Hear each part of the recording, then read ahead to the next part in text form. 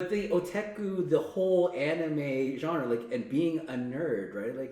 Like that has boomed like crazy. It Since, really big, right? really like Yeah, that's all I see now. right. It's funny, like I'll scroll through Instagram, and now all these like hot chicks are anime nerds. I'm like, so when Yeah. did this happen?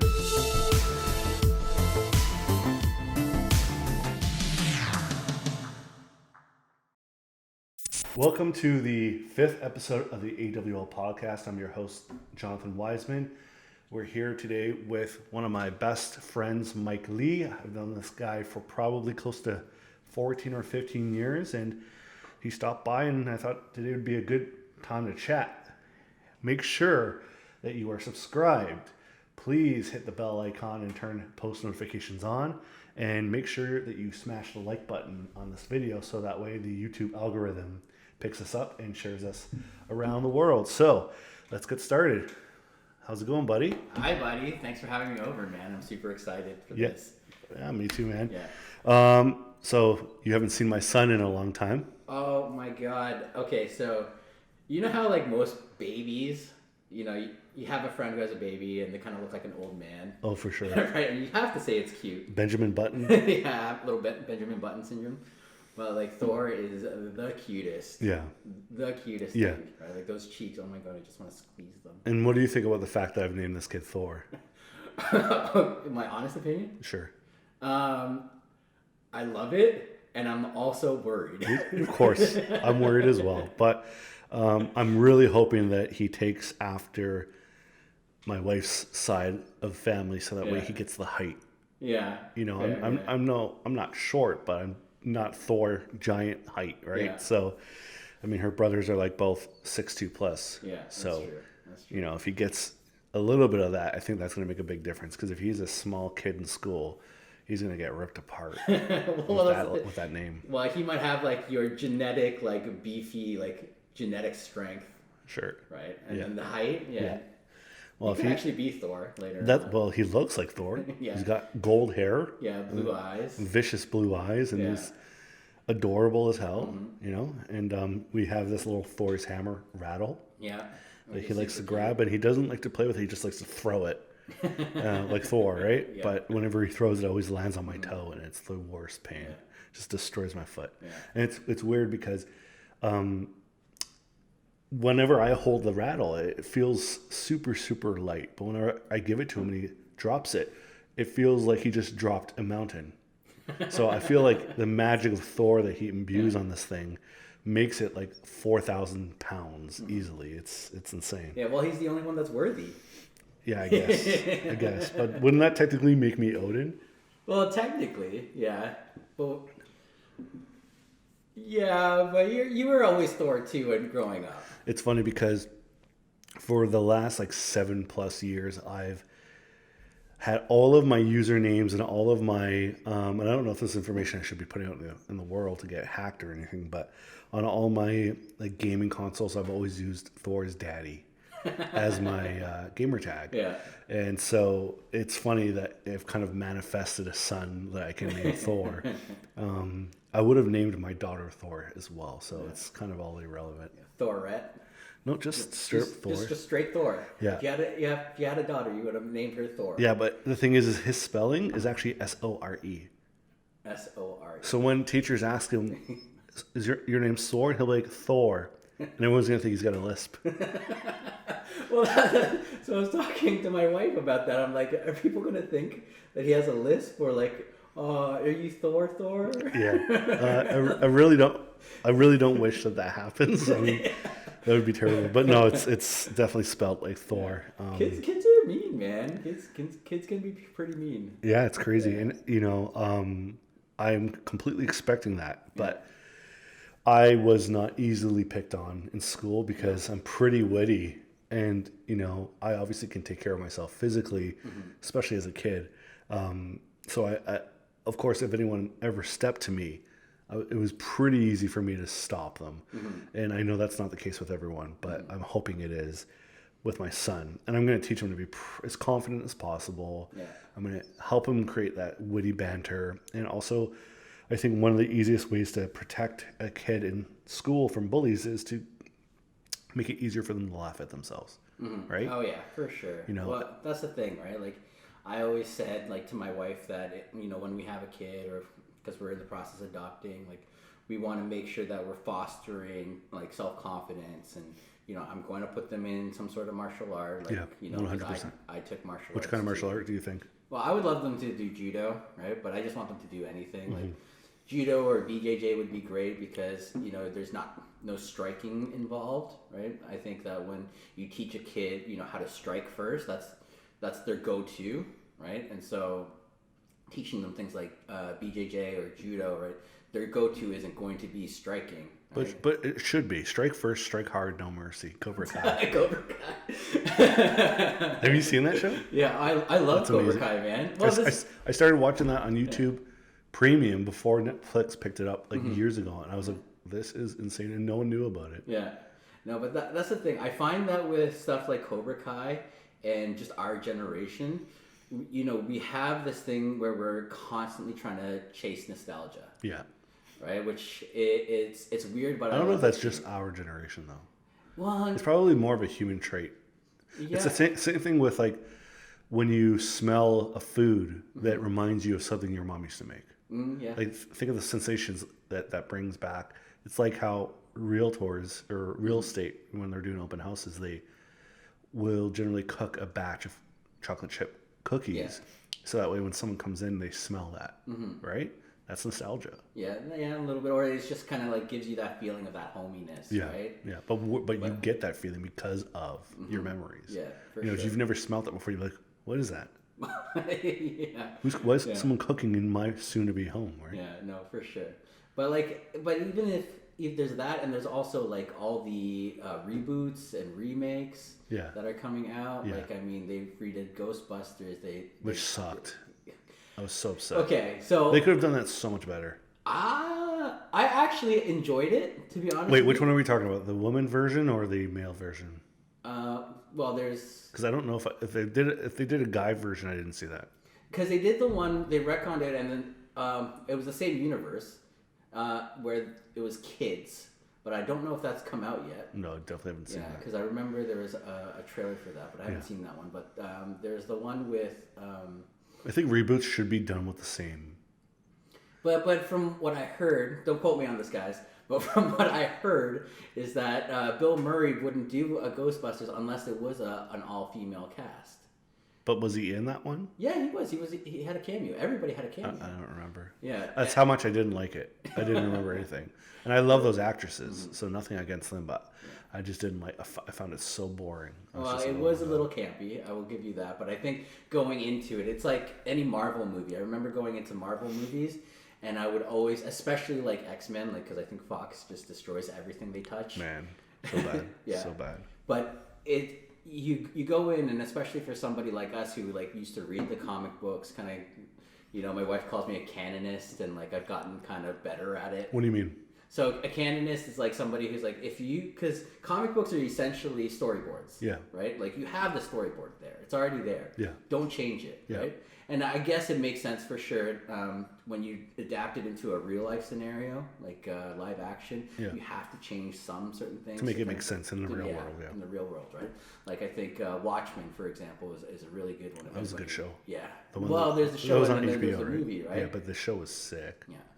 And so, but like, I was always so angry at how they changed or they retconned so many things for the live action. Yeah. Right? And then it's just I didn't mind the movie either. Which one? Watchmen? Yeah. Yeah, I didn't mind it either. It was really good up until the end, and then it was like, okay, I see why they had to do that. Spoiler alert, if you guys haven't watched it, you guys need to watch it, but before you watch it, you also need to read the book because it's classic. Mm-hmm. Right? So but that's the thing. So for me, for a long time, it was, I wanted my 90s X-Men. I wanted, the story of, like, I wanted to see Gambit and Rogue being, that kind of love. I think that's they're going after. So Marvel is going after the 90s version in the reintroduction. So, like, even Wolverine's suit will be the proper yellow. Yeah, I would love to see that. And they will eventually, they're going to be, like, putting Rogue and Storm, and I think Storm's going to be in the Falcon and the Winter Soldier, like as a cameo, and so will maybe Wolverine. And have you seen the first episode Of on Disney Plus? Disney Plus? No, I haven't watched. It is so good. Yeah, we just watched it last night. yeah. I just finished watching WandaVision, which was awesome. It was amazing. It was like meta on meta. Yeah, and it's funny because like our mutual friend Matt, it was hard for him to watch the first few episodes, right? Yeah, I'll give him that. It does. The pacing is a little slow, but like, yeah, but I thought it was really cool because it was so artistic and so out of this world. Like no one's ever done that. Where they've done different genres and different times or time frames for a show and have it go through that process. And that in itself was what allowed me to understand early on what was going on. If it wasn't for that, I wouldn't think she was stuck in a world that she created. Spoiler alert. Big spoiler alert. But hey, guys, just go watch it. Just go watch it. It's awesome. Yeah. Right? It's actually based on like a really dark comic book. The House of M, right? The House of M and the Vision. Yeah. Right? So so one of my favorite things to watch on YouTube are these videos that match up different characters against each other and see who wins. They're called Battle Arena. Yeah. And they had, I think I saw one with Hulk and Superman. Yeah. Or no, Hulk and Broly. Oh yeah, Broly won. Yeah. Destroyed him. No, Broly didn't. No, he did. Did he? Destroyed him I can't. at the end. So either. Broly's next level, man. Like, there's no one at his level. But so WandaVision. Wait. Sorry. For you guys who don't know, Broly is from Dragon Ball Super. And Dragon Ball. Yeah, Dragon Ball. Yeah.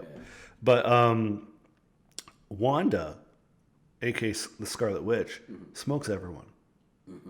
By far. Even Captain Marvel, she smokes her. Yeah. And she, even the Hulk, like anyone, she can. There's a point in the comics where all she does is she utters 3 words: "No more mutants," and simply by that she wipes out the entire Earth population of mutants and the universe's population. They're all gone. Boom, like that.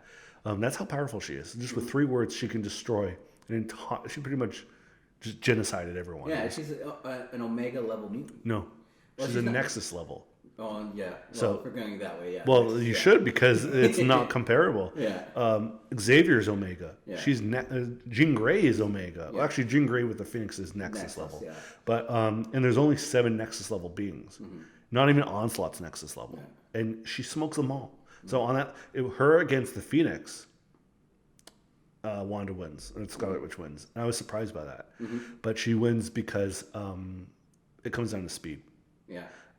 Just simply the thought of her going, think, boom, it's over. You know what I mean? Yeah. And I just think it's nuts that anything. So like when you're watching any of the Marvel movies and you're seeing Wanda come in and out of these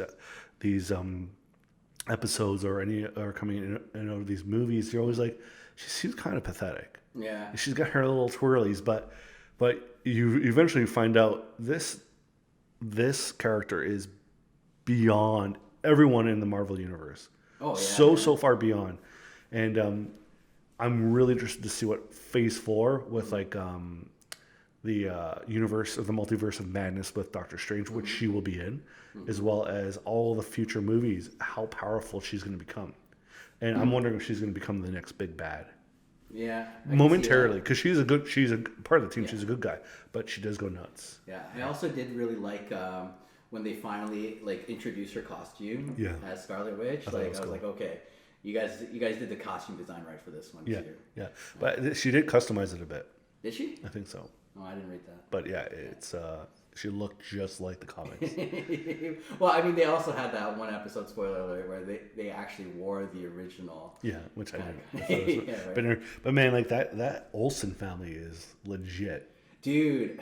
Okay, so I've got like a huge crush on Elizabeth Olsen. Yeah. Right, like Elizabeth Olsen. Like I remember when she started some of the indie movies that she did when she was up and coming. Big time and, indie Godzilla. actress. And I always find it's kind of weird when she played Godzilla. She was in Godzilla? Yeah, she was in Godzilla. Which one? The first one. The good one.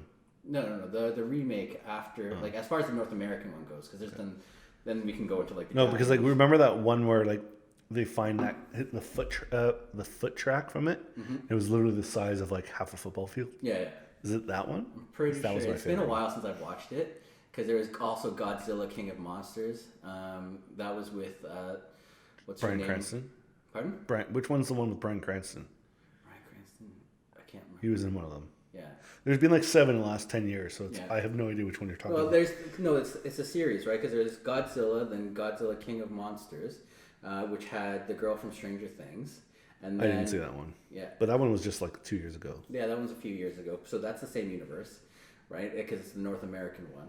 And then there's King Kong, which is all the same. And then King Kong versus Godzilla is going to be coming out soon. Is that the same universe as That's well? the same universe, right? And then, then we can go into the Japanese stuff. So the one I'm talking about is the one. Have you ever seen, you know that movie, what's it called? It's like really, really popular. It's with that one guy that used to be married to Sarah Jessica Parker. Oh, I don't know. Ferris Bueller's Day Off. You know that movie? Yeah. Oh, of course. Ferris, come on, man. Ferris. Yeah, Bueller's Day but Off. that main actor was a starring role in the Godzilla movie I'm talking about. Oh, that one was from early 2000s. Yeah, man. but Like, that one was garbage. I thought it was amazing because Dude, he looked like a T-Rex. He didn't even look like Godzilla. which I liked because it was more realistic. Like a lizard's not going to walk around like Godzilla does. A lizard's going to walk around like a lizard will, or like a dinosaur would.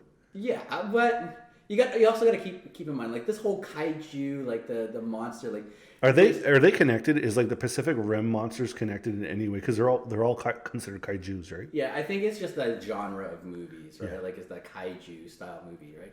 Like I think there has to be some level of fantasticalness to it and like unbelievableness. Do you think that the Pacific Rim took the idea from Neon Genesis? Oh yeah, pretty much it exact was same like thing. yeah, it was. But the thing is, that kind of genre has always been there, right? Like kaiju, like mech, like Power Rangers, all that kind of stuff. Where I hated Power Rangers. You didn't like Power Rangers? I hated it, bro. What? Well, when I would get home, everyone would watch Power Rangers. I would watch Dragon Ball. Okay, fair. I watch both. I would. So when I was younger, I was very one-track minded. Mm-hmm. I didn't like to focus on multiple things. I like to obsess about just one thing, and so it was Dragon Ball. Yeah. Especially because I was doing martial arts at the time, so it was a huge inspiration for me. So I'd watch it every day and go downstairs and just beat the crap out of my heavy bag. Whereas like Power Rangers did not inspire me because they looked like such nerds going, hi, and then they get into a suit. I'm like, I don't want to wear a big suit. I just want to go punch someone in the face. So okay, but here's the thing about the Mighty Morphin Power Rangers, though, right? So not mighty at all, man. They always got their butts kicked. Okay, yeah. If it does not age, and a lot of those actors and actresses ended up in jail or dead. Like what happened to them? No, okay. So here's the thing with them. So those actors were paid virtually nothing to play them. The footage was from Japan, and then they superimposed their faces. Really? Yeah, if you look back at some of those old footages and like you see them like lift off their helmet and it's just like the Red Ranger's face, there's like an Asian guy there. Yeah, I thought that was someone else. Yeah. Right. And it's so bad. It's so bad. Right. But the story is that like they got paid next to nothing and worked these crazy hours, and it's like it was at a time where a lot of the Japanese film, anime, and stuff was coming over like nobody really talks about Ghost in the Shell anymore, other than like the last time where Scarlett Johansson played, and I was furious that it was a white woman playing a Japanese character. Yeah, right? I agree. But unfortunately, because she's such a big actress, I think that probably helped them get more views because no one knew what Ghost in the Shell was. We did, but the average person, no. Well, okay. They got to make money, right? Yeah. Well, okay. For the layman and for the general public, AKA 90% of people that would watch that movie. I don't know about that, man. Population, right? Well, it's just population based. But the otaku, the whole anime genre, like, and being a nerd, right? Like that has boomed like crazy. It's really big, really. Like that's all I see now. Right. It's funny. Like I'll scroll through Instagram, and now all these like hot chicks are anime nerds. I'm like, so when did this happen? And they're all gamers. And before it was just like all like that was anti this. And I was like, this is crazy. Like, I don't understand what's happening in this world now. Yeah, which is cool because it's probably the fact that a lot of these people were that, but now they're not afraid to show it, right? Yeah, but comic books has always been, catered more towards, maybe so much like later on in the 90s, has always been catered towards like young adults, really. But nerds. I think Marvel made being a comic book fan a cool thing. Yeah, when the comic, like when Spider-Man first came out and like... No, I'm talking like Iron Man and the current MCU universe. That, in my opinion, is when I noticed it becoming cool to like that kind of stuff. And when I noticed that people that I used to speak to, or still do, they were like, I would never watch that movie, or I don't know anything about Batman. And now they like to message me and talk to me about that stuff. Yeah. Because Marvel, the MCU universe, the Kevin Feige's version, he brought so many people into that universe, and everyone's like, this is sick, because the acting was so well done, the casting was so well done, the scripts were so well done, the producing so well done, that it doesn't matter if it's nerdy, it's so good. It's good. True. But Batman has always been a staple, though, right?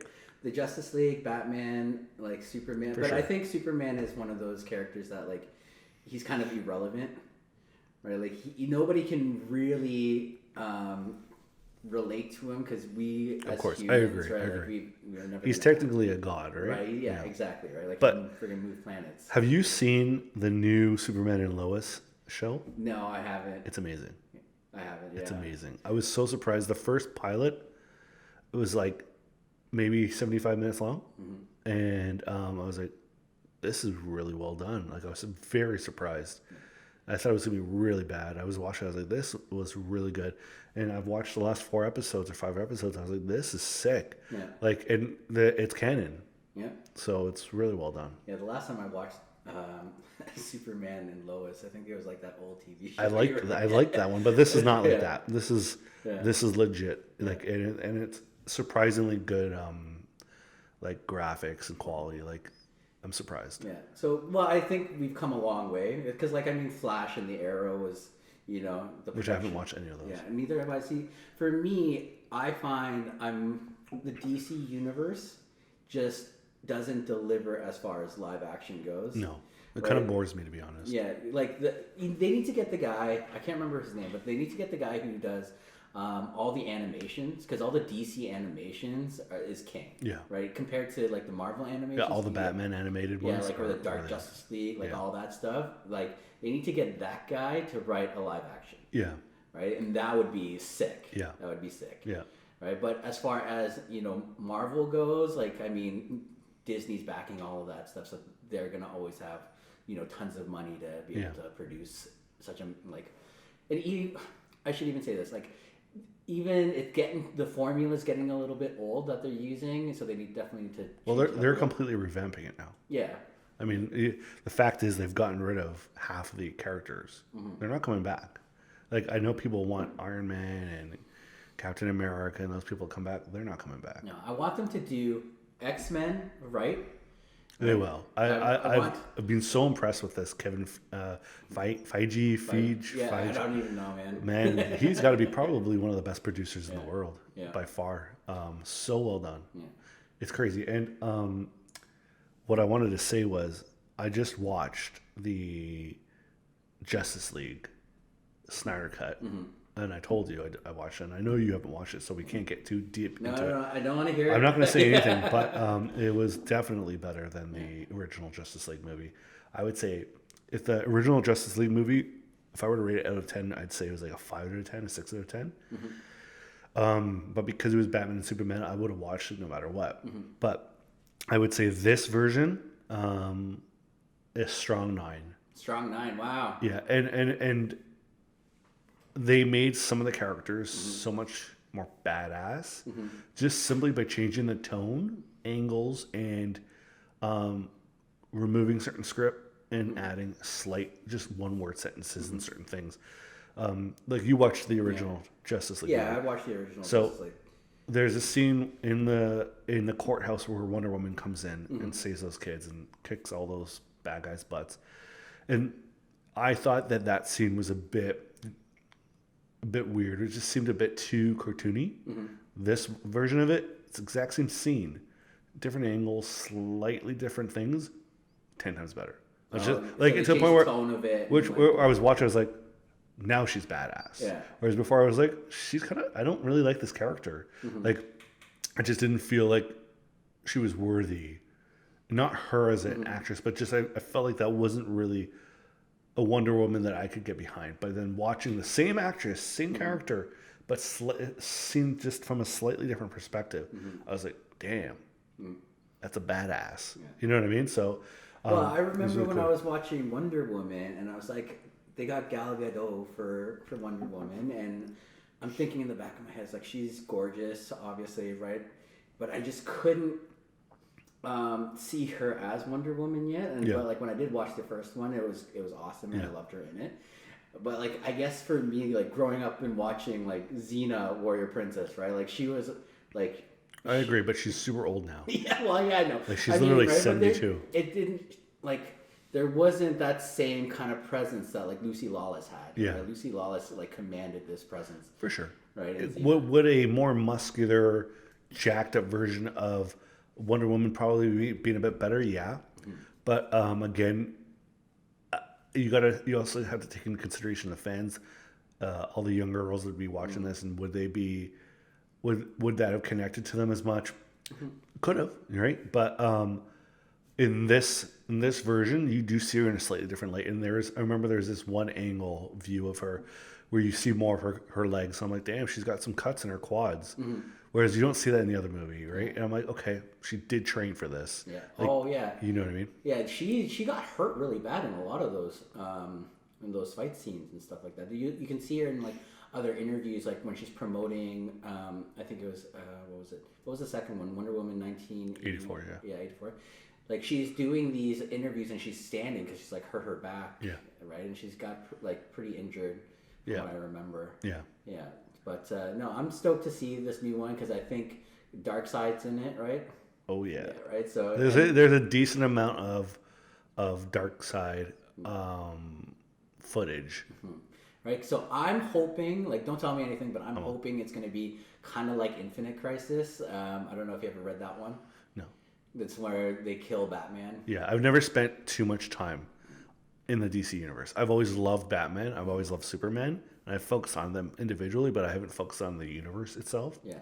But there's an ending credit, or not post credit, but ending credit scene with Batman, and it's a whole different realm, and it's really badass. And I'm guarantee you when you watch it, like, damn, they better get a chance to redo this. Like, what the?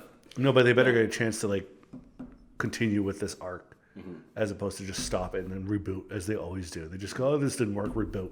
Yeah.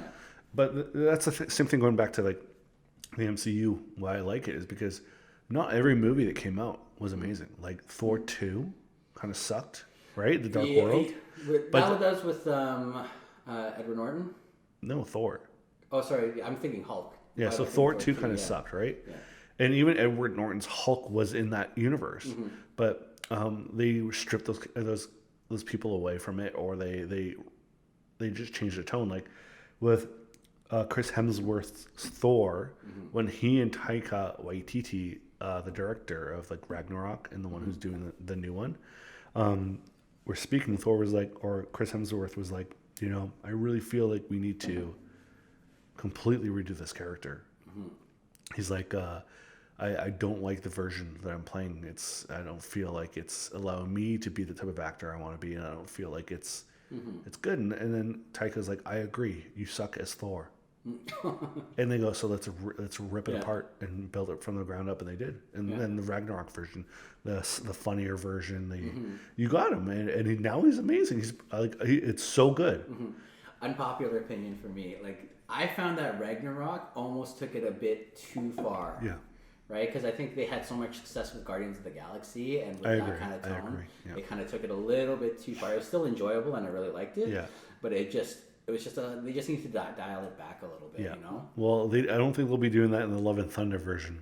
But I saw photos of Natalie Portman. Yeah, she's jacked. Jacked as hell. She got so jacked, dude. Yeah. But she had to. Yeah. No, I love it. I really respect that because she's so small. Yeah. She's such a petite person And so for her to say, all right, I'm going to put on 20 pounds of badass muscle to make this version of Thor work, I respect that so much. 100%. But that's what I'm saying, right? Like when an actor or an actress like will go to those lengths. Like remember when Hugh Jackman was playing Wolverine in the first Wolverine, the first X-Men movie. Right, like he was kind of scrawny, and they really put it on. And then you want to know why he really put it on? Well, because he was because he changed coaches, and I know whose coach is. Oh, really? Yeah. Oh, no way. Yeah, his name's Dieter Roylance. Yeah. He's in Australia, and he is a fantastic strength coach. And he trained him for like the last 3 movies. Oh, that's awesome. He would travel with him when he was filming. Oh, that's good. So you'd help him keep his mass during the shoots. Because I read that the reason why he needed to like not only get more jack, because he said that he was doing the role wrong, right? Because when he originally went into it, he didn't know too much about the X-Men and Wolverine, and then he started reading all these comic books, and they're like, oh my god, like this guy's way more ferocious, right? Like I need to get bigger. And also if we're gonna be canonist about it, air quotes, right? Like. Wolverine is like 5 foot, right? A 5 foot Canadian. I agree. Dude, right? I don't want that to be the case, though. I think that's going to be kind of. But that's the thing. Like a lot of people would like who are really elitist about it, right? Like I actually like Hugh Jackman as Wolverine. I thought he did a fantastic job. Yeah. Great, right? Yeah. I just think that the Fox writers are garbage. So who do you think would do a good reboot Wolverine out of the current actors that are in their 20s and 30s right now? Yeah, I don't know. Like. Because I've seen people do like fan arts with what's his name, Harry Potter. I can't remember his Daniel name. Radcliffe. Daniel Radcliffe. But I could see his face. I don't know if I could see his body. He'd have to really put on. I would love to see Tom Hardy do it. Agreed. That'd be good. But he's kind of already in that universe as Venom. But yeah, that's the thing. And I even think with Venom too, like when Sony did Venom. Sucked. Yeah, like it had its moments, but like I didn't like how shiny he was. Yeah, he was glossy and goopy, and like, but I know that like the symbiote's supposed to be glossy. I thought it'd be cool. But cooler where's the? I thought it would have been cooler if he was almost matte black. Yeah. Where absorbed light, right? Yeah. And you know who I think would be good? Who? Zac Efron. You know what's funny with Zac Efron is I think I can see him doing it too. He would have to put on a little bit more muscle. Dude, this guy's jacked. Have you not seen his recent movies? I haven't seen his. Have you seen the one, the Baywatch movie? Oh yeah, I saw like clips. This of guy it. is so jacked. Yeah. He already, if he has even like 2/3 of that, he's probably already big enough. Like he got big. Yeah, I wouldn't mind seeing him as Wolverine. It's funny though. He'd also do a good Cyclops though, because he's a pretty boy. Yeah, that's true. And too. Wolverine doesn't need to be a pretty boy. He needs to be more of a He needs to be a dude. Yeah, you know what I mean? He needs to be like smoking that cigar. A guy's guy. Yeah, exactly. Right. But like for Zac Efron, I didn't actually like him for the longest time. Same because here. I had High School Musical, For but sure. then I started seeing him in like different Funny movies like Neighbors and movies, things like that. Yeah. And stuff. I was like, okay, I can get behind you, dude. I can get behind you. Yeah, I think he's. Have you seen his Netflix special? Yeah, where he's trying to Talk about clean energy and things like that in the and stuff environment. like That was like, good. Yeah. It was very entertaining. I know. I did actually really enjoy that. He's like super Down to earth. He seems like a legit person, like a for normal sure. human Kinda, being. he had that kind of bohemian vibe going on a little bit. Yeah. Yeah. So I could see that, but I would definitely see him being a better Cyclops for sure than a Wolverine. Yeah. I don't know who I would want to be Wolverine yet. Like You know who'd be a good Wolverine, but might be too old for it? You know the show Boys? Oh, I love Boys. what's That's that the guy's Amazon name? one you're talking about, right? Yeah. Yeah. So the one of the like the leader of the good guy group. Oh, Billy Keith Urban. Yeah. Yeah. He looks like, because he already has the hair for it. Yeah. Right? He'd be good. True. Yeah. Put on 35 pounds of muscle. Yeah. Just take the magic vitamin S is what I call it. Right? Just hey Keith, you taking your vitamins? So, yes, sir. The only, you know, it's funny. Like I'm so bad at names, but the only name that really stuck with me from The Boys is Mother's Milk. Right when I'm drinking this. Ooh. What is that from? Mother's Milk? It's the black dude in The Boys. That's his nickname. Ooh, why do they call him that? I don't know. It's from the comic. I never read the comic book. That was a weird show, man. Oh, I loved it. I loved it, but like the first season where that Superman guy. Oh, Homelander. And that lady that was like the head of the organization would like breastfeed him, man. Yeah, but that's the thing, right? Like it's very much more dealing realistic, with the psychological issues and of these right? weirdos. Like, and I think comic books and a lot of TV shows are definitely going that route in a lot of ways because the audience has gotten older. Yeah. Right. Like they still have older. That is true. They have gotten older. Yeah. Right? So. Like, I mean, we grew up in the 90s where, like, everything was extreme, right? Like, you had Spawn, you had, like, Witchblade. Spawn was awesome. I think they're redoing that. I heard that, too, which I really hope.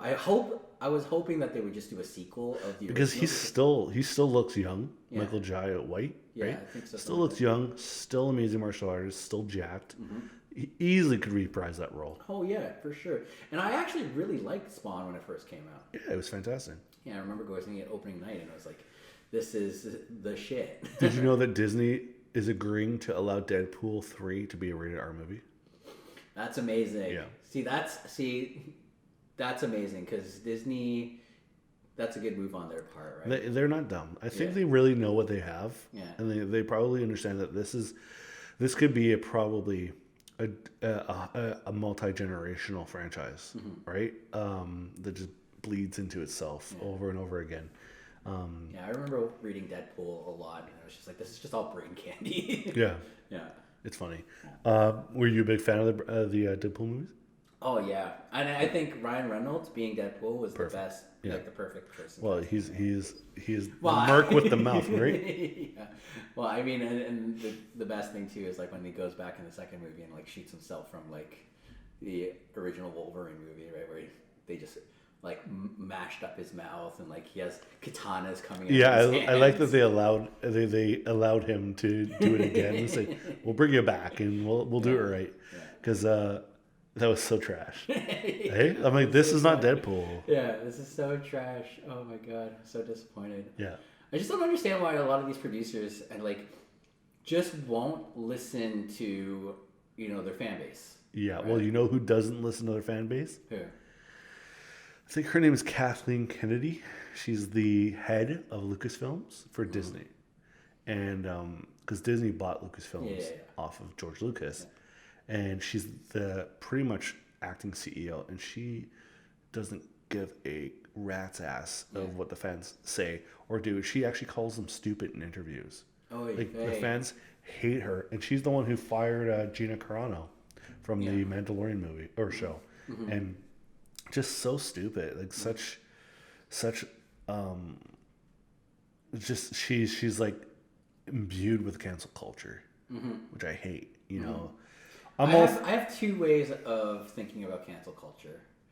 I am all for it when it's going against someone who is verbally or physically harming another person or a group of people, but you can't cancel someone for an opinion because that starts to censor the freedom of speech.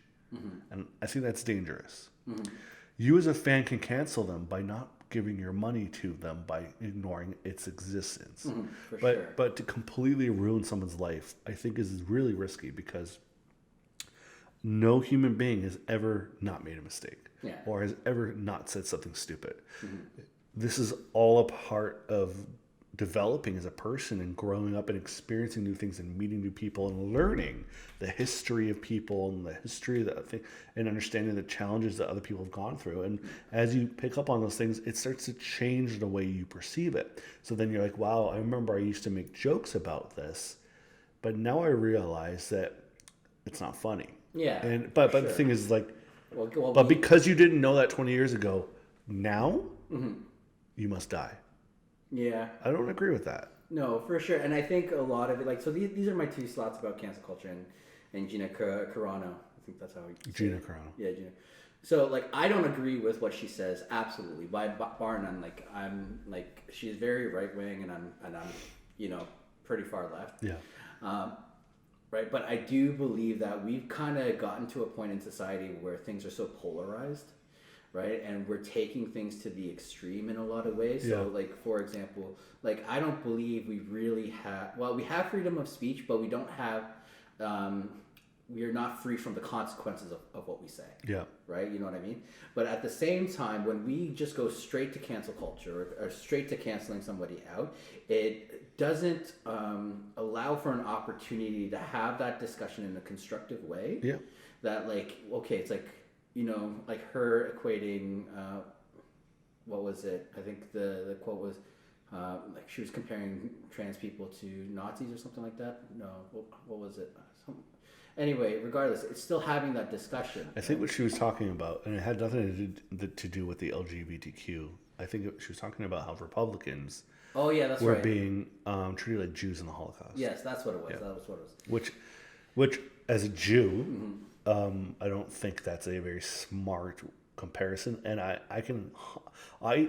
as a human being can understand that she probably misspoke or thought that was a good way of her showing her opinion, but maybe not necessarily does she believe. You know, there's a difference between saying something and absolutely meaning it, and then saying something as almost like a metaphorical way of or in a reactionary way, right? But like, I mean, there are differences in context, and that's why you can't just read someone's post on Twitter that is forced to stick within like 120 characters or something like that and assume that's everything about that person. It's not, you know what I mean? And if someone just simply asked her, I'm like, why'd you compare that? And then she explains it and goes, oh, you know what? You're right. That's probably not the best way to say it. You go, okay, no foul, no problem.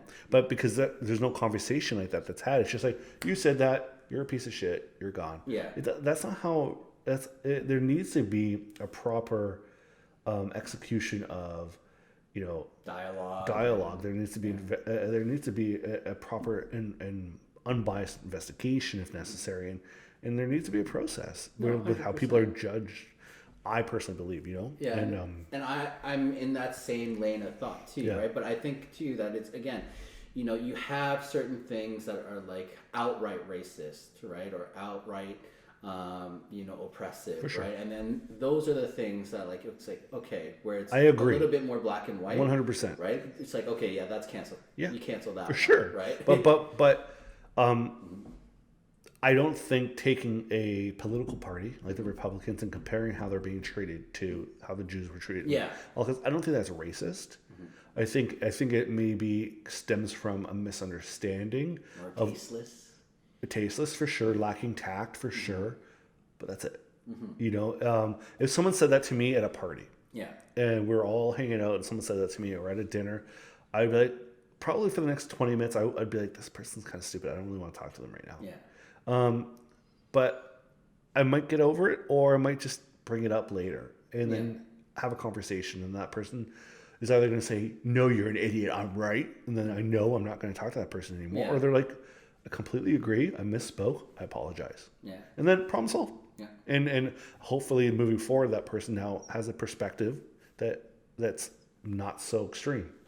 And but here's the thing, they have to be open to that though, right? Like, because, you know, you can, like, I'm a big component of like you said, you know, time and place, right? There's a time and place for everything, right? If you're trying to be confrontational, most of the time you're going to get defensiveness, right? Coming back, right? Like, but having, you know, like a conversation later on, like calling up that person after the party and be like, hey, let's go grab some coffee. I really want to talk to you about something. You're probably going to get a better reaction, right? And a lot of the time, a lot of people are uneducated about it, for sure. Right? And that's really what it comes down to. And when you're uneducated and you don't have people around you that are, you know, going through those things, you don't have a personal connection to it. A lot of the time people are just going to regurgitate what they, you know, what aligns with their narrative. Yeah. Right? Their own personal narrative and what they think, right? Like, a lot of people just don't like being challenged, but we are in such a polarized society right now that, you know, for some people, right, you have to kind of make up a stink, right, in order to really be heard, because a lot of the time people are either going to, like, dismiss it, if it doesn't follow their narrative, they're just going to be like, they're not going to listen. They're not going to be open to it. Yeah. It really has to come to, people, critically thinking or critically questioning things constantly, right? For sure. They don't want to. But that should be the way it is. Yeah. People should be critical. Mm-hmm. They should have the ability to think and to observe and to analyze and to make a decision once they've done a proper analysis of what is actually the fact. And if that same person's like, well, you see, I understand that you've done your research and I understand that maybe you even have a degree in this, but I don't believe that where you got your degree from is real. I think it's Wait, elaborate on that. So a lot of people, for example, Yeah. let's go to COVID. Okay. Right? Especially early last year, there was a lot of conspiracy theorists, and there still are. A lot less, I think, but there's It's still like 5G thing. Yeah. So a lot of these people would be arguing with scientists or doctors and say, you're wrong, you're wrong, you're wrong. And then the doctor's like, I've never lived in a society, or a scientist would be like, I've never lived in a society where me spending 14 years getting a PhD or spending 8 years getting my doctorate,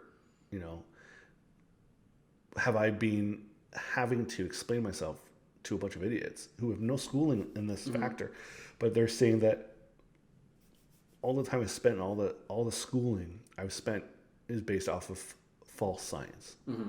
You can't just say to someone, I'm like, you're wrong because I believe that where you went to school teaches BS. I'm like, no, that's not how it works, buddy. I'm the one that went to school. I'm the one that I do research on I'm this. the one that knows how to read research papers, and this is my job. You can't just say science is wrong. But with that being said,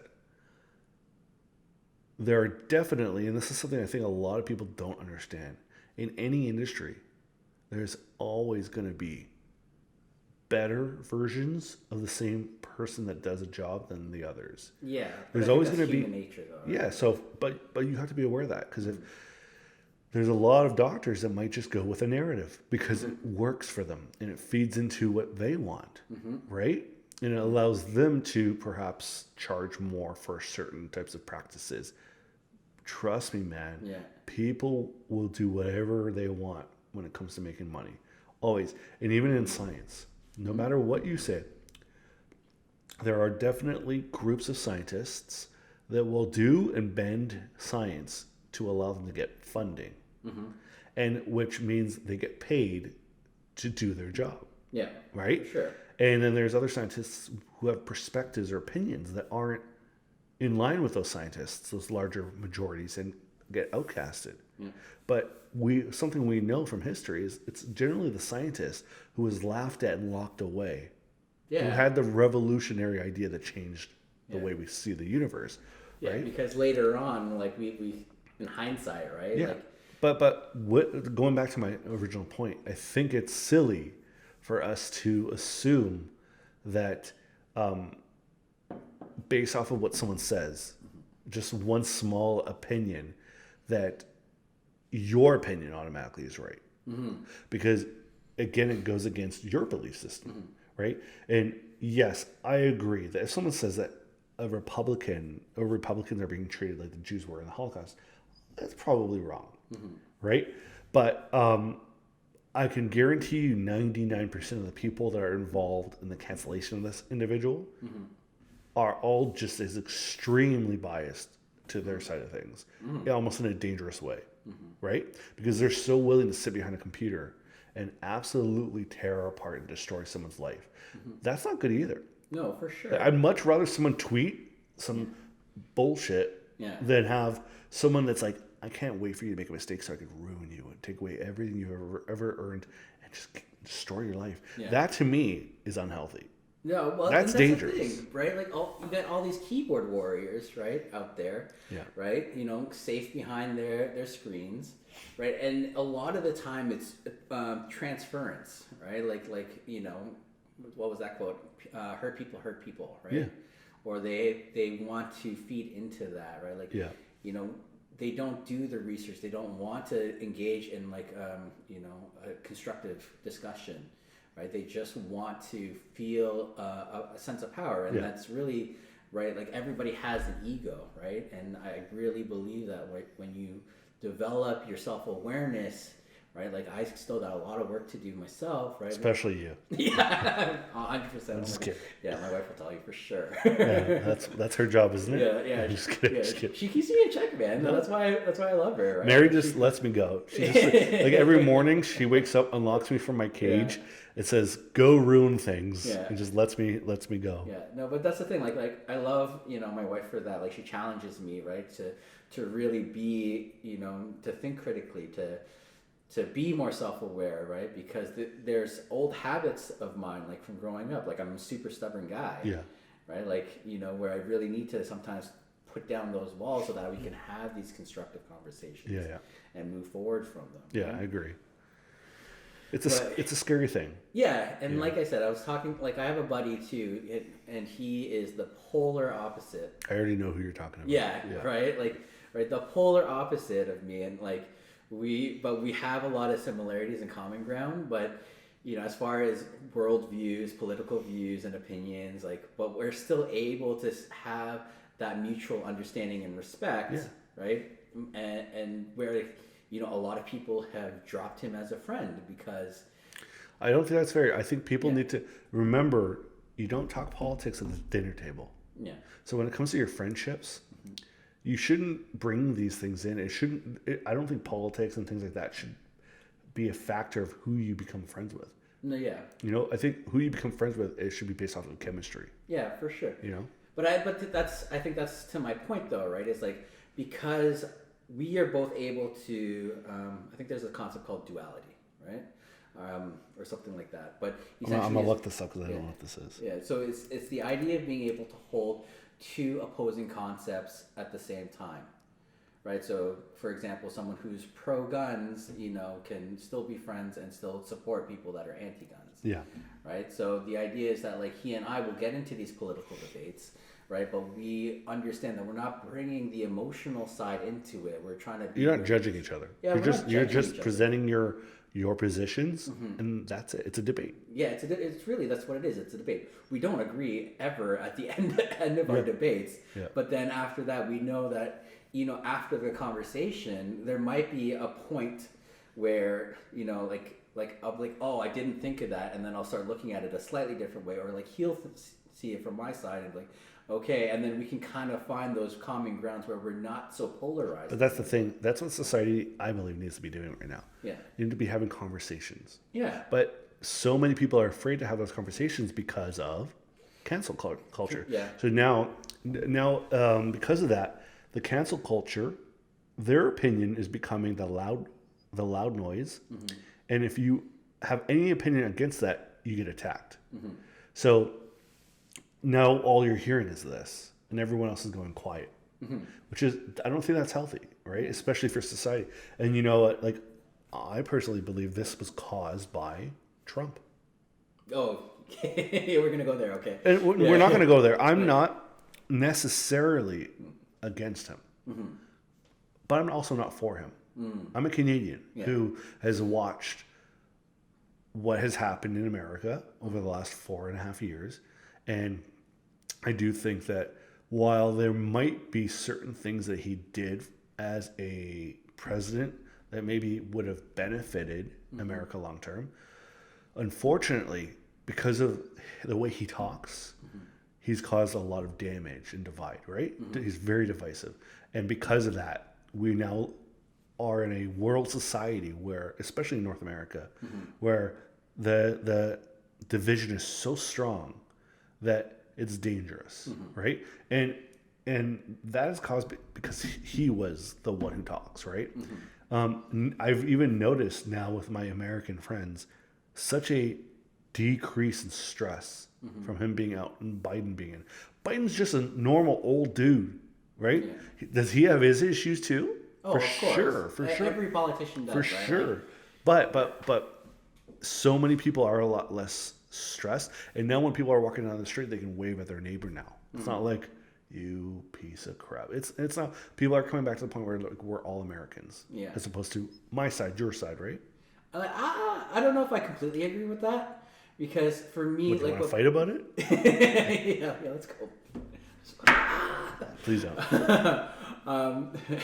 Please don't. No, but like for what I see, like I am not like Trump is no bueno for me, right? So You wouldn't kiss him? oh God, no, Not even on the lips? no. Yeah, you'd have to pay me I'll pay you. a significant amount of money, but Can I pay you in Bitcoin? a full coin. You do? Only a full coin? Yeah, I'm just Bro, it's nasty. Yeah, a lot. But what he essentially did was allow people To be racist. essentially, right? But is that him who did that? Or is it the fact that there's a lot of idiots out there that thought that they had the right to do that because they took what he said and using confirmation bias thought it meant something else? But that's the thing. Like he was the catalyst for that, right? Yep. So if he wasn't the catalyst for that, then we wouldn't have as an extreme case right now, right? Like I mean, all of those things are still there. It's, like racism and all that. Like we have histories in Canada, like with all our First Nations, right? Like it's all over. It's rampant, right? Like and it's even more so in the forefront. But even though it's always been there, right? Speaking of racism. Yeah. What are your thoughts as a Asian Canadian and the current Asian hate that's going on? So, how am I going to word this? Is this connected to COVID? Is that why it's there? It definitely is, right? Yeah. Like parts of it, but Asian racism or Anti-Asian. Asian, like all that, like it's been around for a long time, right? Like it's not like it's. But it's crazy right now. Yeah, right. Like now people are getting attacked. Yeah, like people were getting. Wasn't there like a mass shooting in Atlanta? Yeah, right. 7 or 8 people were murdered, and they equated it to a guy having a bad day, or he was having a bad day, and then even that police chief would then tweet it or put on social media a T-shirt of like the. Of like Corona, the China virus, or something like that. Like I'm pissed. I'm obviously pretty angry and upset about it, but it's not anything new. And the thing is, it's been around for so long, right? Like this should have been another conversation that should have happened a long time ago. Yeah. Right. Like Black Lives Matter is still a huge thing right now. Like I mean, we had that one big stint on social media, but like guys, like I'm gonna say it right now, we still have a huge problem to fix. For sure. Right. Like I also think that it's gotten to a point where everybody's saying white people are bad. Like I definitely see that happening. I haven't luckily experienced any of that. Yeah. I think because I definitely surround myself with a large variety of different types of people because I always have, and it has nothing to do with anything. It's just natural. Like if you're a cool person, I want to know you. Yeah. Irrelevant of any of those factors. No, but here's the thing, though. This is what I'm saying is like people again are taking it in such different contexts and different avenues, right? Like I think what we should be talking about is the concept of how white supremacy is bad, not white people. Yeah. Wouldn't you agree that saying white people are bad is in itself racist? Yeah. It's kind of the same thing. It's like if you cross the street or you walk across the street to get on the other side of the sidewalk because you're about to walk by a group of people that maybe look scary to you because of their skin color, or they look different because of their skin color, and you have an opinion about what those people are likely going to be like, and that opinion causes you to act in a certain way. That in itself is racist. Yeah, those are internalized, but that's all learned behavior. For sure. But with that being said, the same thing goes, if you're someone who sees white people and automatically assumes guaranteed you are a racist piece of shit because you're white. That's racist. You know what I mean? Like, because and again, I haven't experienced that because I don't surround myself with people who are racist. I surround myself with people who are very open and just want to have a great life and be together, right? But like going back to, anti-Asian stuff that's going on right now, it's scary to see because it's based off of stupidity. It's based off of like saying it's based off of number one, fear mongering. Yeah, number one. Yeah. You got to understand that not every Asian person's Chinese. Yeah, well, yeah, there's that too. Number one, okay, and most people they see an Asian person, the first thing they think is China. Mm-hmm. Secondly, and I know a lot of people disagree with this, and I think it's because they are racist, but China is actually a pretty amazing country now. Like, they went through some dark times, but economically, they're probably the most powerful country in the world right now. Yeah, I'll agree with you there. As far as it's like one of the new superpowers. as far as entrepreneurial, that is probably the best place in the world to go and get rich. So if you want to start a business, or if you want to start something and you really want to become successful, do it in China, because the system that they've built for innovation is insane. When it comes to human rights, there's still a lot of work to be done, right? But but I don't want to go there. I don't want to go there. We won't go there. Yeah. But as far as like my general opinions of what's going on, like, I mean, I think it was Statistics Canada, they reported that, I don't know if this was a typo or not, but in Vancouver, knowing if it's Statistics Canada, is 100% a typo. Yeah, probably. That's all they do is type. Oh, a typo. Yeah, but it's like, what was it? From 2019 to 2020, Vancouver had a 700 some odd % increase in Asian hate crimes, and in the last year. From 2019 to 2020. I mean, it makes sense because of everything going on, right? With Toronto was the second highest, being at like 70 some odd %. Only 70%. Jeez, that's a big difference. Yeah, 70% or 60, 70%. Yeah, it's got to be a typo. That's 700% to 70%. Well, I don't know. Yeah, well, but again, like the Pacific's right there, right? Like, well, one thing is that the Vancouver, they did not lock down. Not nearly. So maybe a lot of the hate crimes that could have happened in Toronto when people were together in groups could not happen because we've been locked down forever, right? So maybe that's why. Yeah. I think Montreal was at 40%. But like, as far as like my opinions going on moving forward, it's like not the Korean culture, a lot of the Asian cultures has always been like as far as the older generations, it's always been to assimilate, right? You know, we've always been kind of viewed as a bit more meek and trying to just blend in. But with my generation, I think with millennials and the younger generation, even Gen Xers, right? Like and especially the ones that have been born in North America, right? Like, we see the injustice happening, right? And we're starting to finally like use our voice, right? Saying that this is wrong, right? Like, but it's like, you know, granted, you know, because I don't want to take away from Black Lives Matters, right? Because that's still a huge thing right now, and like, it's a big problem for sure. Yeah, right. But at the same time, like, I do have to acknowledge that this is happening too. But like, again, too, a lot of the times for us, especially growing up, I know for me, based on my own experiences, like, I grew up in Oshawa, right? Like, and I remember having to go through a lot of these, you know, racist scenarios, right? And explain them away to cope, really, right? Like, it's like, oh, you know, that guy said X, Y, and Z about me, and I'm like, yeah, but he doesn't really know that me, and he's, you know, saying these things because he's not educated, so I explain it away, right? But that doesn't really help the problem, right? So it just, all that does is allow me to assimilate more. And then I remember too, growing up, where, you know, I didn't want to be Asian, right? I wanted to be white. Like, there was so much internal oppression happening, right? And I find that with a lot of different things, right? Where a lot of communities, you know, that's a very common theme that kind of pops up. Like, especially in my old work, where I was a child and youth worker, where, like, you know, these kids like would come in, and like, even when I remember when COVID first started happening, I had a kid tell me like about her racist experience on a bus because of COVID. Right. And she's like, I was born here. Right. And so it's just like, it's sad. Yeah, all of it's really sad. Right. But I think we're at a point where Asians have always been kind of considered, we're in the middle, right? Because we don't want to ruffle feathers. Right. And then, you know, blacks have been, and First Nations have always been the most oppressed, right? And then, you know, the white communities or Caucasian communities have been the most privileged. Right? It's crazy how much life is dictated by history.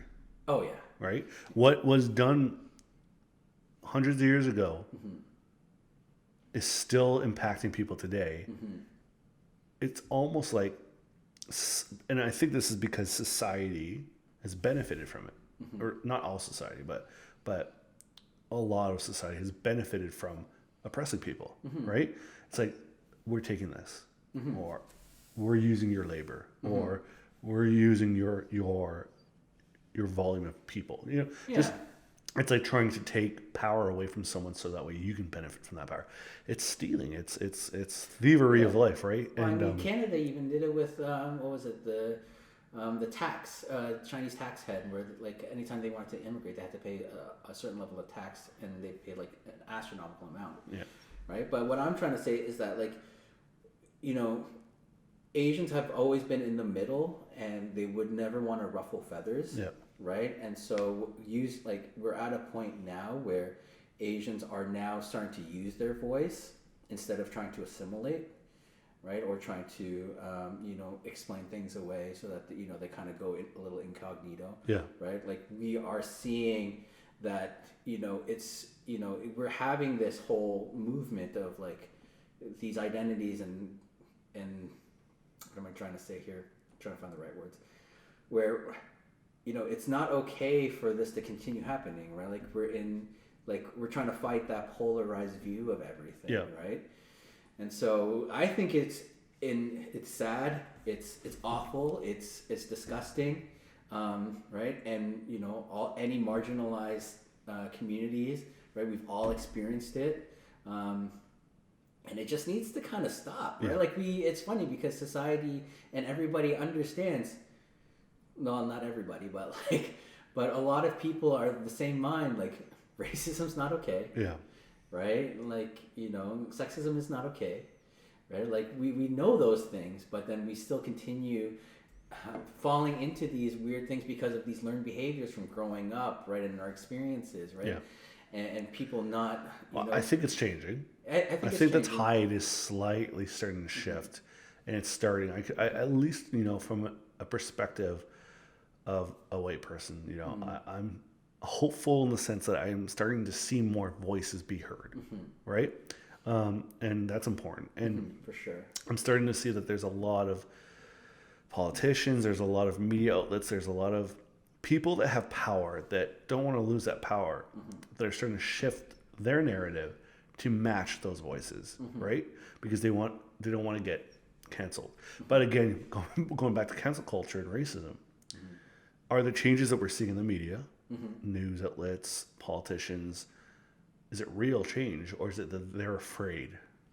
I think they're more afraid, right? It's so, like, I'll go to because that's not necessarily a good way to change. It's through fear, right? Yeah, like I'll talk about like the representation in media, for example, right? In movies and stuff like that, right? Because that was always huge for me.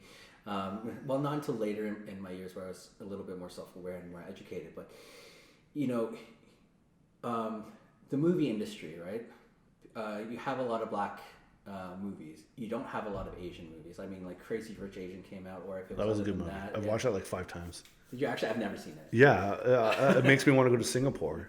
Singapore is cool, but you can't chew gum. You can't chew gum. I don't chew gum. Yeah, but anyway, I eat gum. I don't chew it. I just swallow it. I just put it right there and swallow it. Because it's I have to go against what my parents taught me. Yeah. Don't swallow it. It's like, I'm gonna eat it all. I ate it so okay, you guys have just a glimpse of part of the real John that I know. Which is just crazy. Yeah. But right, like you don't see a lot. Like, you're seeing a little bit more and more now, which is great. Like, especially like Parasite being winning an award.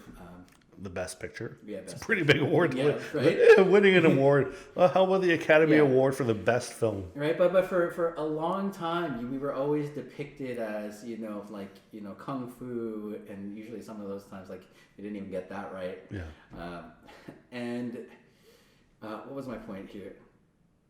That you always wanted to see. Yeah, I've always wanted to see that representation, because it does matter. Right, and this is my point. So, because back then Asian cultures, again, wanted to assimilate, and this is just, again, guys, this is all just opinions. I'm not highly educated. This is just from I think they can tell. Yeah, I'm just kidding, my perspective. No. You know, as a child and youth worker and as a person of Korean descent, like your opinion is valid, man. Like yeah, right. Like so, nobody would really make movies of us because we wouldn't ruffle feathers. Yeah. Right. The black community would always ruffle feathers, right? And absolutely they should have, right? For sure. And I think Asian communities should have ruffled feathers too, right? But because culturally, for a long time, it wasn't like that, right? And I think that it's getting to a point where it's happening more and more, and I love it, right? Yeah. Like I've never cared so much about seeing, representation until my late 20s. Yeah. Right. And where I was really being able to like work through some of that internal oppression, right? And being like, okay, I do really like being Korean, right? Like it's okay for me not to fit in with all my white friends, for sure, right, in that way. Yeah. Right. But it was also a hard time too to, try to educate my white friends around that because they themselves too didn't understand what it was like for me. Yeah. Right, like they used to say, "Oh, Mikey's from North Korea" all the time, and I just, right, like, no, you're actually from Canada, but okay. I'm actually from Canada, right? And I mean, like, my parents were from South Korea, right? But at the end of the day, Korea at one point was just Korea. There wasn't a North or South until the Korean War. But like, it got to me, right? And I would have to tell them at one point, like, it just got. I was like, "Enough's enough, man! Like, this is not okay anymore." Right? And they're like, "Holy shit!" They don't realize, right? Right, and then they have to like take these certain words out of their vernacular, to to really be a little bit more inclusive. For sure, right. But for sure. The other thing too is that we still face a lot of things where now people are trying to be so diverse, right? Especially in corporations and like in my old work, right? Like where I had an issue where somebody had complained about me racially stereotyping an Asian family. Right, I'm like I'm Asian, but what I said was I made a joke about how, we like all we do is play video games in class, right? And that was just to make the kid feel more comfortable. Yeah. And then I said something like, there's also another Chinese person in our classroom. I can't remember if she speaks Cantonese or Mandarin, might be both, but like I'll introduce you, right? And I can see from like a liability standpoint that why HR might have brought that up or why somebody might have complained, and I think a little bit of it personally is a bit of virtue signaling, but they don't want to even acknowledge that this person is Asian. They said that like in the other, because then you're ignoring someone's rich culture and the traditions and the history of. Well, it's just facts, right? Like there's nothing I think. There's nothing wrong with being Asian of any type and being happy that you're Asian of any type and feeling comfortable around other Asians and also having a rich history behind that. There's nothing wrong with that. Not to mention, like sometimes, like especially when you're coming into somewhere new, already having somebody that kind of has your same background or has an understanding of where you're coming from is nice, right?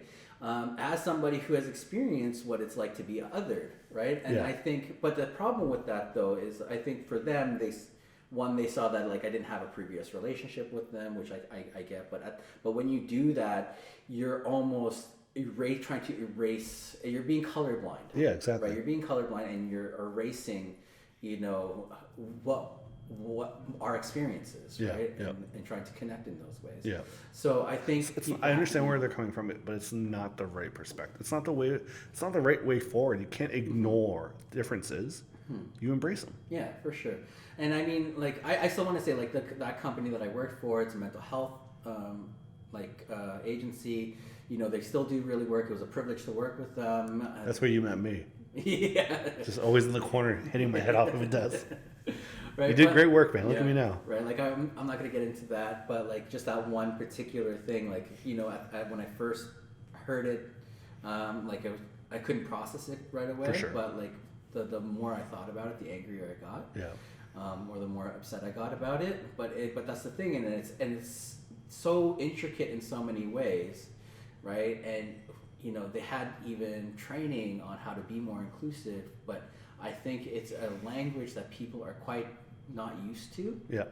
Right, and they even in that training that I did with them, right, they talk about the the snowy mountaintop, right? The higher up you go, the wider it gets, right? And I think that when we do see more people of color higher up, I think it definitely helps. Big time. Right? Like just having that representation, and it really does. And not only that, it makes things, like it gives people, I think, hope and the drive to achieve more. For sure. Right? Because it's like, oh, okay, that guy did it. That guy looks like me. Right? I can do it too. Yeah. Right? And then that's the thing. Like when you don't have somebody that looks like you that can show you, it's like, oh, I can only achieve up to here. Yeah. Right? Yeah.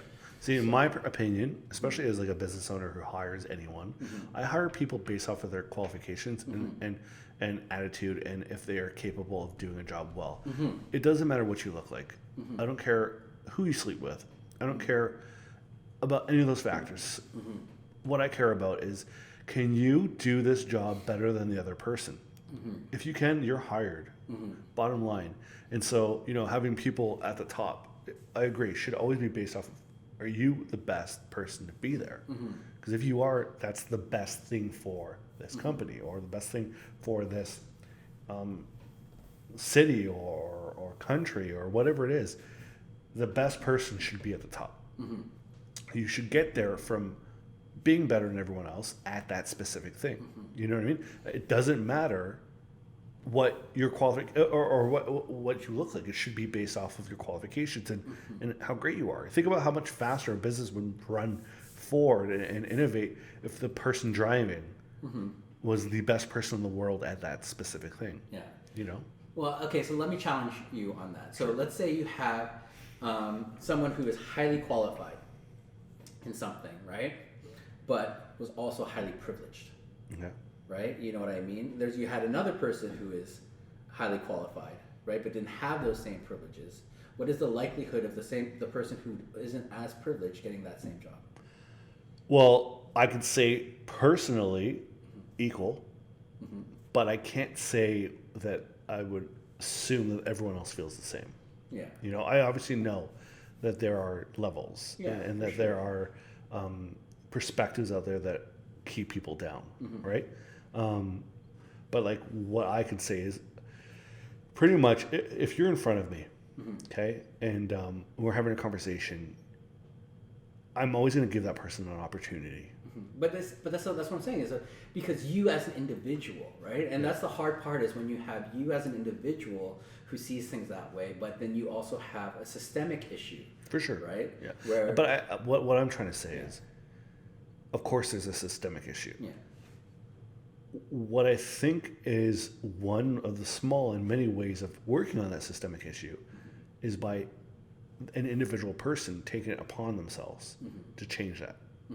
Because if you get 1 million of those people taking it upon themselves to make change in that aspect, then change occurs, right? Yeah, but one person at a time. Yeah, I totally get that. But I don't necessarily believe that having 100 million people behind a computer screaming for change is often heard. Not everyone that's important enough to make that change in a political sense, for example, is going to read your tweet. Yeah. Yeah. I think if you want change to happen, you have to start making it happen. Yeah, you got to be the change you want to be. I think that's Gandhi. Yeah, be the change you want to see in the world. Yeah. So, and for me, it's not like, again, I completely understand where you're coming from, and I understand that it's hard for me to understand where you're coming from, right? But I also, what I'm trying to say is, I was raised in a way where this conversation was never necessarily brought up because it didn't exist in our household, which is neither good or bad. It didn't exist in our household because my parents weren't racist. They saw everyone as equals, and that was it. And so I just luckily went to a high school and a school with a lot of different variations of human beings. And I got along with who I got along with, right? And it's caused me to be a pretty open and inclusive person, right? And now that I've learned more and more about this, I've realized I'm a pretty open and inclusive person, which everyone should be, right? Yeah, for sure. But I also understand the fact that they didn't teach me about the differences also has its problems, right? Yeah. Because then I didn't necessarily know growing up about the challenges that a lot of people were facing, because I wasn't, as a white person, I wasn't in there. You know, I didn't deal with it a lot, right? But I've learned, you know, over the last 20 years, I've definitely learned, and I've spoken, and I've interacted with, and I've opened my mind to really understanding this on a deeper level, right?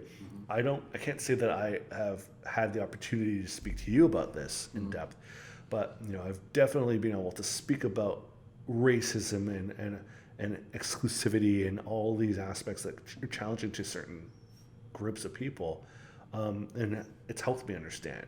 You know, and again, I can't say personally that my business looks to hire people based off of the color of their skin to improve inclusivity, because I almost believe that is not inclusive, because I don't want to hire someone because society tells me it's good to give someone an opportunity that lacked opportunity. I'm going to give you opportunity if you are the right person, no matter what your skin color is. And I think, to me, and I might be wrong, but I believe, to me, that is inclusiveness, because I'm not looking at that individual who I'm talking to based off of society standards. I'm talking to you as a human being. And if you're the right person, you got it. I don't care what your background is. I don't care where you came from. I want you to be a part of the team, because I need you to be a part of the team. Because you are the person who's going to push it forward. You know, and sorry to interrupt you, but like, I'm going to challenge that just a little bit, because it's like, I think that's okay in that field that you have, for example. But like, let's take, like, I'm not going to go on like this whole like other thing, but like, let's look at like police officers, for example, right? So you have. I can stop you right now, and I'm not going to fully stop you, but I 100% agree. That's a different. That's a whole different world. If anything has to do with protecting groups of people and keeping them safe, and also harming them, definitely can't be just one-sided. It has to be a full spectrum. Well, okay, yeah. So we're in agreement on that, right? For sure. And I think that was my point, is that there's certain companies and fields, right, where like the mental health sector, right, you need a diverse, for sure, you know, like team, because you're going to get a diverse set of people. And just so you know, my team is very diverse. I don't know if you know everyone, but no, I don't know. A very diverse I know team. a few people for sure. But but like, we're in agreement with that, right? Like, and that's the thing, and that's kind of how we should be approaching a lot of things, and just having that understanding of, you know, we need that representation because it matters. For sure. Right. Yeah. It does. Yeah. At the end of the day. I agree. Right. And we need to make sure that, you know, especially for the people in the middle, like Asians, we need to start using our voice, right? Because we have been oppressed. You know, we need to start using our voice for BLM. We need to start using our voice, you know, for people who are even. For example, who are being bullied because they're either left wing, right wing, where they're not being constructive. Yeah, for sure. Right? At the end of the day, it's like, we all understand how to really be constructive if we want to. The question is, does everyone want to? But that's the thing, right? And then it's their egos, right, that also come into play, right? Like, there's still that whole thing with, you know... people don't want to give up the power that they have. Yeah. I agree, and I see it. I understand that there's... or even what's, like, for example, masculinity, right? Like, masculinity is in question, right? But that's even that is dangerous. Yeah. You know, it's like... It's messy. I don't want to get too deep into this because... we went from talking about superpowers. For sure. I don't want to get too deep simply because we've already been going for about an hour and a half. Oh, wow. Okay, cool. And I just want to make sure that we're keeping this more in the entertainment spectrum. Yeah, for sure. But that does not mean that this is not an important topic that needs to be discussed, which we did, you know. But I think we should probably wrap this up so we can have a more in-depth conversation together, and not feel limited with what we say, you know. So with that being said, thank you so much for coming on. Dude, thank you for having me. It was so much fun. Yeah, it was awesome, buddy. Yeah, it was like, and I don't see you often either, so it was really great. Now we're gonna go upstairs. We're gonna barbecue, and we're gonna have some good Yeah. food. You guys are gonna miss out. Yeah, exactly. So thank you so much for sticking around. If you're still here, wow, did you hang out for a long period of time? And I'm very happy you did. Make sure again that you subscribe, please, as well as smash the like button, and make sure you turn post notifications on so you don't miss our next episode. So yeah, peace.